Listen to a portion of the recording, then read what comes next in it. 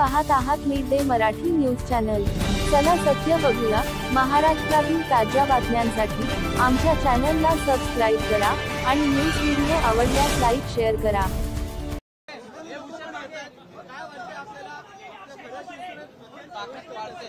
हे बाळासाहेबांच्या विचारांची शिवसेना आहे। धर्मवीर आनंद दिघे साहेबांच्या शिकवणीतली शिवसेना आहे। ही सर्वसामान्यांच्या मनातली शिवसेना आहे आणि म्हणून आज शिवसेनेमध्ये 50 आमदार, 13 खासदार, विधान परिषदेचे अनेक आमदार आणि आज देखील विधान परिषद आमदार आमशा पाडवी त्यांच्या हजारो कार्यकर्त्यांसह पदाधिकाऱ्यांसह आज शिवसेनेमध्ये ते सामील झालेत। त्यांनी शिवसेनेसोबत काम करण्याचा निर्णय घेतला। ते मुळात शिवसैनिकच होते, कारण त्यांना निवडून देताना आपल्या सर्व आमदारांनी त्यांना मतदान केलं होतं। त्याचा उल्लेख त्यांनी केलेला आहे।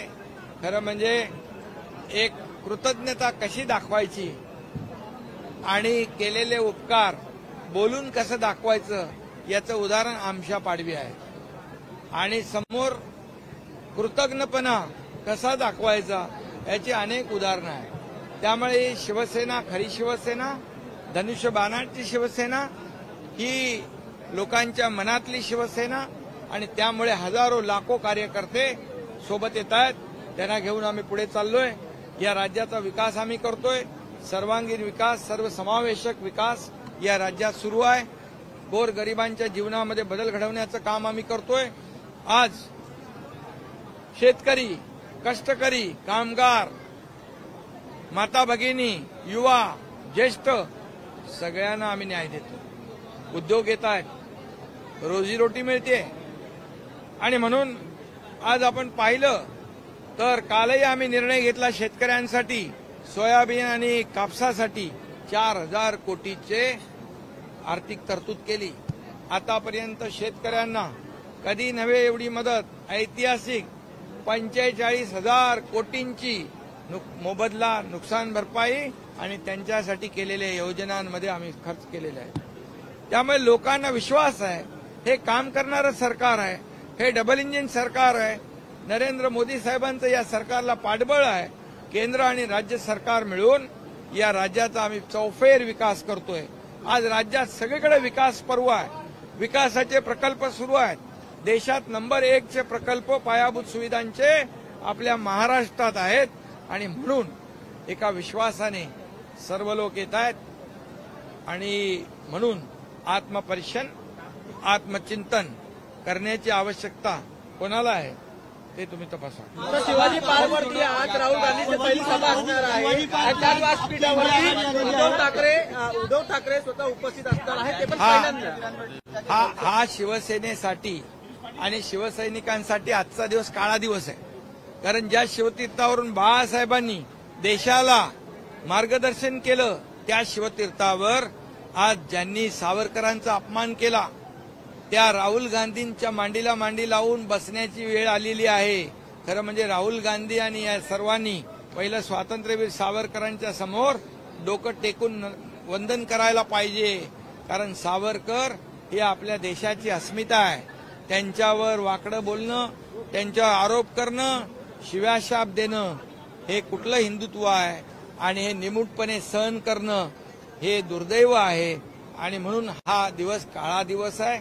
आणि म्हणून बाळासाहेबांनी ज्या काँग्रेसला लांब ठेवण्याचा निर्णय घेतला, काँग्रेस बरोबर जाण्याची वेळ तेव्हा दुकान बंद करेन असं म्हटलं, त्याच काँग्रेस बरोबर सत्तेसाठी, खुर्चीसाठी, मुख्यमंत्री पदासाठी जे काही जी अतिशय चुकीची अभद्र युती केली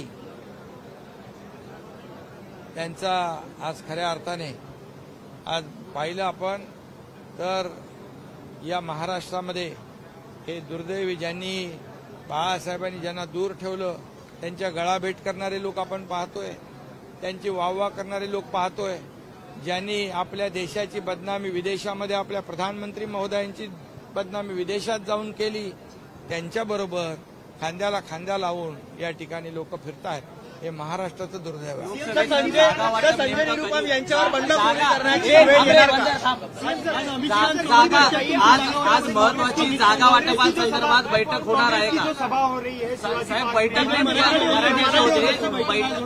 आज महत्वाची बैठक लोकसभा निवडणुकीच्या पार्श्वभूमीवर होणार आहे का? शिवाजी पार्क में जिस तरह से सभा होने वाली है कांग्रेस की, काफी आइकॉनिक मैदान है, दशहरा मेलाओं के लिए जाना जाता है, मेमोरियल है बाला साहेब ठाकरे का, किस तरह से देखते हैं? आपने कहा कि काला दिन है ये शिवसेना का। हाँ, मैं आज का दिन ये शिवसैनिकों के लिए काला दिन है, काला दिवस है, ये ब्लैक संडे है, क्योंकि जो शिवतीर्थ शिवाजी पार्क, इस शिवाजी पार्क से हिंदू हृदय सम्राट बाला साहेब ठाकरे जी ने पूरे देश को मार्गदर्शन किया।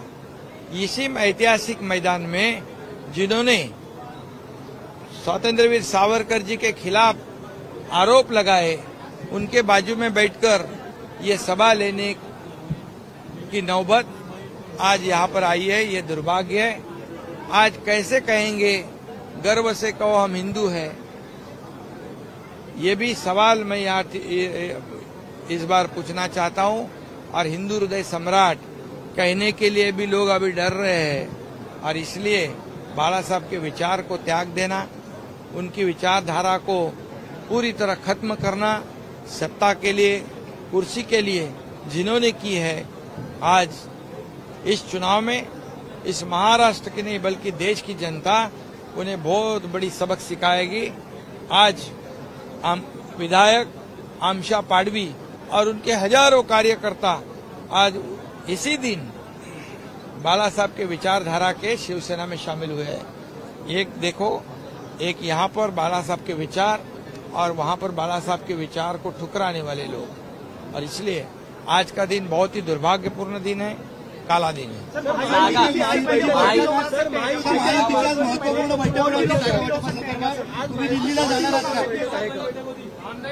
जागा वाटपाचं जवळपास 80% काम झालेलं आहे, 20% बाकी आहे.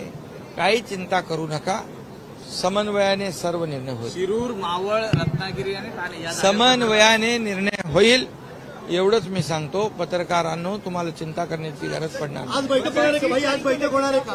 आज बैठक आपने कहा कि और भी लोग आने वाले हैं, तो महायुति की जो लिस्ट है उससे पहले और भी मैंने अरे कारवा क्या कहते हैं उसको, चलता रहा, बढ़ते जाएगा, क्योंकि ये असली शिवसेना है, ये धनुष्यबाण वाली शिवसेना है, बाला साहब ठाकरे जी के विचार वाली शिवसेना है, उनकी विचारधारा को आगे बढ़ाने वाली शिवसेना है, ये लोगों के मन की बात सुनने वाली शिवसेना है, ये आम लोगों की, सर्वसामान्य लोगों की शिवसेना है. इसलिए लोग आ रहे, शामिल हो रहे, कारवा बढ़ता रहे.